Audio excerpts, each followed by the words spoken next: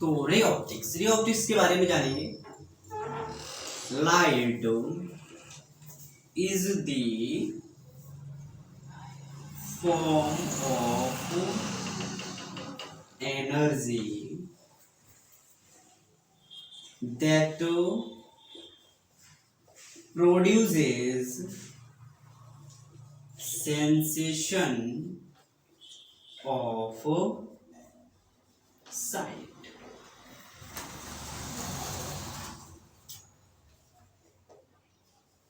Light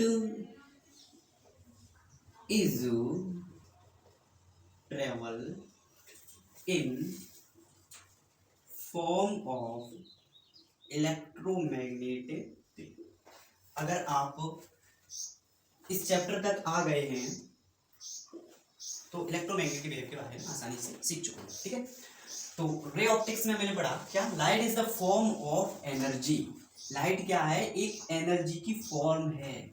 light एक energy है that produces sensation of site, जो क्या प्रोड्यूस करता है, लाइट की हेल्प से। साइट का मतलब चीजों को देख सकते हैं। तो जो कोई भी चीज अगर मेरे को दिख रही है तो वो लाइट की वजह से दिखती है। जैसे कि अभी ये मार्कर मेरे को दिख रहा है तो इस पे क्या हो रहा है, लाइट पड़ रही है, इस वजह से ये मेरे को दिख रहा है।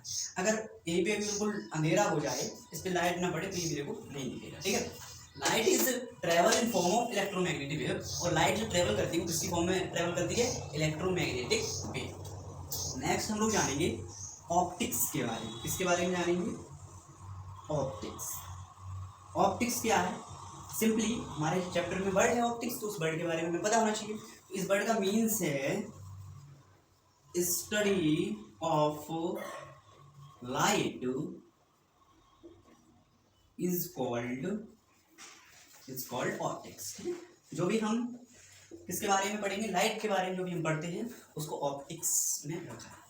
नेक्स्ट हम लोग जानेंगे luminous object and non luminous object के बारे में। First we will talk about luminous objects. Luminous object कौन सी होती है, इनके बारे में जानेंगे, ठीक। एंड नॉन ल्यूमिनियस के बारे में भी जानेंगे। तो ल्यूमिनियस ऑब्जेक्ट वो ऑब्जेक्ट होते हैं जिनके पास अपनी खुद की लाइट होती है। इसको अगर डिफाइन करेंगे तो लिखेंगे ऑब्जेक्ट्स दैट एमिट्स, या वर्ड लिख दो यहाँ पे प्रोड्यूसेस, ठीक है, या वर्ड लिख दो यहाँ पे जनरेटेड। ये तो इंग्लिश है ना, इंग्लिश आनी चाहिए। ये कई सारे वर्ड्स हमारे दिमाग में एक ही चीज के जब आते हैं तो हम सिंपली बोर्ड एग्जाम में किसी भी क्वेश्चन का आंसर लिख पाते हैं, ठीक है। यहाँ पे मैंने लिख दिया, कोई एक वर्ड यूज कर लेना, generated, its own object that emits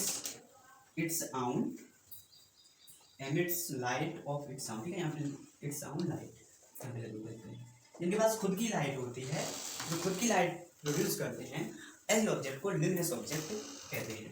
example देखें तो सन एक ल्यूमिनस ऑब्जेक्ट है, बल्ब के पास एक खुद की लाइट है, ठीक है। कैंडल, जो कैंडल जलती है उसके पास खुद की लाइट है। इन सारे स्टार्स हो गया, ठीक है। इन सारी चीज़ों को ल्यूमिनस ऑब्जेक्ट में रखा जाता है, ठीक है। अब हम लोग जानेंगे नॉन ल्यूमिनस ऑब्जेक्ट के बारे में। Next is non luminous objects. Non luminous object क्या होती है, ठीक है। Objects which do not produces its own light, जो खुद की लाइट प्रोड्यूस नहीं करते, इनके पास खुद की कोई भी लाइट नहीं होती है, ऐसी ऑब्जेक्ट को, वस्तुओं को क्या कहते हैं, नॉन ल्यूमिनस ऑब्जेक्ट कहते हैं। फॉर एग्जाम्पल अब मैंने एग्जाम्पल दिया, ठीक है। जस्ट लाइक ये मैं भी मार्कर पकड़ा हूँ, इसके पास क्या खुद की लाइट है, नहीं है, तो ये एक नॉन ल्यूमिनस ऑब्जेक्ट, ठीक है। लेकिन हम इसको देख पा रहे हैं किसकी हेल्प से, एक ल्यूमिनस ऑब्जेक्ट की हेल्प से। ल्यूमिनस ऑब्जेक्ट कौन होती है, जिनके पास खुद की लाइट होती है। मैंने बताया बल्ब, अब यहाँ पे बल्ब जल रहा है, ठीक है, बल्ब की लाइट इस पे पड़ रही है और वो रिफ्लेक्शन मेरी आईज में होता है, ठीक है। उसकी वजह से, लाइट की वजह से, ल्यूमिनस ऑब्जेक्ट की वजह से मैं एक नॉन ल्यूमिनस ऑब्जेक्ट को देख पा रहा हूँ। तो यहाँ पे एग्जाम्पल में लिखेंगे, यहाँ पे लिख सकते हैं ट्री, पेड़ पौधे हैं, इनके पास कोई खुद की लाइट नहीं होती है, प्लैनेट्स के पास खुद की लाइट नहीं होती है, अर्थ के पास खुद की लाइट नहीं है ना। ये सारी चीजें हमें किसी दूसरी ल्यूमिनस चीज की लाइट की वजह से दिखती है, ठीक है। ये होती है non luminous object. Next we will talk about ray of light. Ray of light क्या होता है? ओके, रे ऑफ लाइट, ठीक है। ए सिंगल रे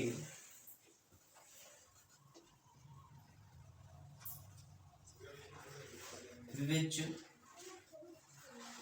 produces path of light, ठीक है। देखिए एक सिंगल लाइट रे जो कि मेरे को ये बताती है कि डायरेक्शन जो लाइट का पाथ है वो किधर जा रहा है, ठीक है, उसको ही हम रे ऑफ लाइट कहते हैं, एक अकेली रेस, ठीक है। Next we will talk about beam of light. Beam of light के बारे में जानेंगे, ठीक है। Beam of light, beam of light क्या होता है? ए ग्रुप ऑफ रेज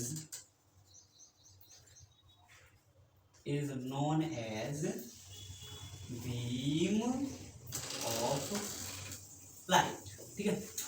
कई सारी रेज का जो ग्रुप होता है उसको बीम ऑफ लाइट कहते हैं। बीम ऑफ लाइट 3 टाइप्स के होते हैं, जैसे कि ये जो कई सारी लाइट्स हैं जो कि एक ही डायरेक्शन में जा रही हैं, ये एक दूसरे की कैसी हैं? पैरेलल है, तो इसको कहेंगे पैरेलल बीम ऑफ लाइट, ठीक है।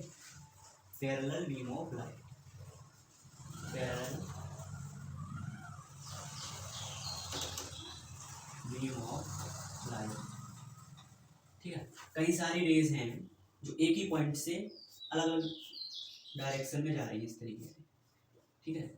ये क्या हो रही है? ये फैल रही है, तो लोग कहते हैं divergent beam of light, diverge हो रही है, ठीक है। डाइवर्जेंट का मतलब ये होता है फैलना, डाइवर्जेंट बीम ऑफ लाइट। इसी तरीके से अलग अलग डायरेक्शन से एक ही पॉइंट पे जो लाइट्स मिलती हैं आके, ठीक है, ये एक ही पॉइंट पे कन्वर्ज हो गई आके, मिल रही हैं, तो इनको कहते हैं convergent beam of light, okay. इन सारी चीज़ों के बारे में मैंने समझ गए। पैरेलल बीम ऑफ लाइट्स, जो एक ही डायरेक्शन में सारी लाइट्स रेज पैरेलल ही जाती हैं, उनको पैरेलल बीम ऑफ लाइट कहते हैं। डाइवर्जेंट बीम ऑफ लाइट मतलब डाइवर्ज होती हैं, फैलती हैं रेज, लाइट रेज, उनको डाइवर्जेंट बीम ऑफ लाइट कहते हैं। Convergent beam of light, converge होती हैं, एक ही पॉइंट पे आके मिलती हैं लाइट रेज, उनको कन्वर्जेंट बीम ऑफ लाइट कहते हैं। अब हम लोग जानेंगे ये ऑब्जेक्ट्स के बारे में। ऑब्जेक्ट क्या होते हैं? एनीथिंग that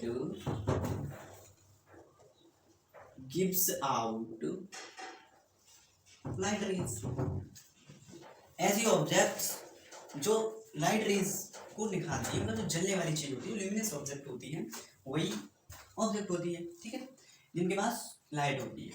ऑब्जेक्ट्स जान लिया, ठीक है। अब हम लोग जानेंगे किसके बारे में? इमेजेस के बारे में। नेक्स्ट वर्ड आता है हमारा इमेजेस। इमेजेस क्या होती हैं? ये होती है बेटा optical appearance of object. Optical appearance of object होती है। अभी हमने ऑप्टिकल वर्ड का जाना। ऑप्टिकल वर्ड का मतलब क्या होता है ना, जिसमें हम लाइट के बारे में पढ़ते हैं। तो इमेजेस कब बनती है? जब किसी भी ऑब्जेक्ट पे कौन सा किसकी हम स्टडी करते हैं, लाइट की स्टडी करते हैं, तब इमेजेस बनती है, ठीक है। और यहाँ पे लाइन ये लिख सकते हैं, when two light rays intersects then images form. जब दो लाइट रेज आपस में इंटरसेक्ट करते हैं तब हमारी बनती है इमेज, ओके। अच्छा, आप इमेजेस में कुछ वर्ड्स आते हैं, ठीक है, जो बच्चे कंफ्यूज रहते हैं, रियल, वर्चुअल, है ना, erect and inverted, in words के बारे में जानेंगे। तो सबसे पहले हम लोग जानेंगे दो वर्ड्स के बारे में, that is erect and inverted के बारे में। इरेक्ट का मतलब होता है, सीधा हिंदी में लिख लो, सीधी इमेजेस, ठीक है, जो इमेजेस सीधी बनती है उनको इरेक्ट कहते हैं। इन्वर्टेड में कैसी इमेज बनती हैं, उल्टी इमेजेस, उल्टी इमेजेस बनती हैं, उल्टी इमेज जो बनती हैं वो इन्वर्टेड बनती हैं, और सीधी इमेजेस जो बनती हैं वो इरेक्ट बनती हैं। नेक्स्ट हम लोग जानेंगे रियल एंड वर्चुअल वर्ड्स के बारे में। Real images and virtual images. Real images मतलब वास्तविक, वर्चुअल वास्तविक, ठीक है। तो रियल इमेजेस ऐसी इमेजेस होती हैं जब दो लाइट रेज इंटरसेक्ट करती हैं तो रियल इमेजेस बनती हैं, कैसी, रियल लाइट रेज। और जब वर्चुअल लाइट रेज इंटरसेक्ट करती हैं तो वर्चुअल इमेज बनती है, सिंपल, ठीक है। नेक्स्ट हम लोग जानेंगे अब ट्रांसपेरेंट, ट्रांसल्यूसेंट, ओपिक, 3 वर्ड्स के बारे में, और इसके बाद हम इस सेशन को ये भी खत्म करेंगे। नेक्स्ट सेशन में हम लोग पढ़ेंगे रिफ्लेक्शन के बारे में। चलिए फटाफट से जानते हैं इन 3 वर्ड्स के बारे में। बोर्ड को रेज करते हैं। सिंपल से दोनों वर्ड्स हैं, ट्रांसपेरेंट, ट्रांसल्यूसेंट, लेकिन इनके बारे में पता होना बहुत जरूरी है। एंड लास्ट ओपेक, ये 3 वर्ड्स हैं, इनके बारे में पता होना चाहिए। ट्रांसपेरेंट इसका हिंदी होता है पारदर्शी। जैसे यहाँ पे कोई भी मैंने मिरर लगाया, एक शीशा लगाया जो कि पॉलिश्ड नहीं है, ठीक है, पॉलिश्ड नहीं है, दोनों तरफ से पॉलिश नहीं है, वाइट कलर का। तो इधर से मैंने कोई भी लाइट रेज आई, ठीक है, और बिल्कुल बाहर चली गई, ठीक है। अगर यहाँ से लाइट रे की जो एनर्जी थी उतनी ही एनर्जी इधर मिलेगी, पूरी की पूरी लाइट रे पास हो जाती है, इसको ट्रांसपेरेंट कहते हैं। तो ये जो मीडियम हो गया, ये ट्रांसपेरेंट मीडियम हो गया, ट्रांसपेरेंट मिरर हो गया, जिसमें कि लाइट रेज पूरी की पूरी पास हो जाती है। नेक्स्ट है ट्रांसल्यूसेंट। ट्रांसल्यूसेंट में यहाँ पे मैंने इस तरीके का मिरर लगाया, जिसपे हल्का सा ब्लैक पॉलिश कर दिया एक टाइप से, इस तरीके के मिरर देखे होंगे। तो इसमें क्या होगा, लाइट रेज आई, ठीक है, लाइट रेज आई, ठीक है, यहाँ पे इसकी जो एनर्जी होगी, ये जो जिस एनर्जी से आ रही होगी उसकी हाफ एनर्जी से इधर पास होगी, मतलब इधर पूरी लाइट पास नहीं होगी। नेक्स्ट मीडियम मैंने ले लिया ओपेक। ओपेक इस तरीके से पॉलिश्ड है कि लाइट रेज आएगी बट इधर पास नहीं होगी, ओपेक ऐसे होगा। ओके, इन 3 वर्ड्स के बारे में जान लिया हमने। अब पढ़ेंगे नेक्स्ट सेशन में रिफ्लेक्शन से शुरुआत करेंगे। Thank you, thanks for watching this video.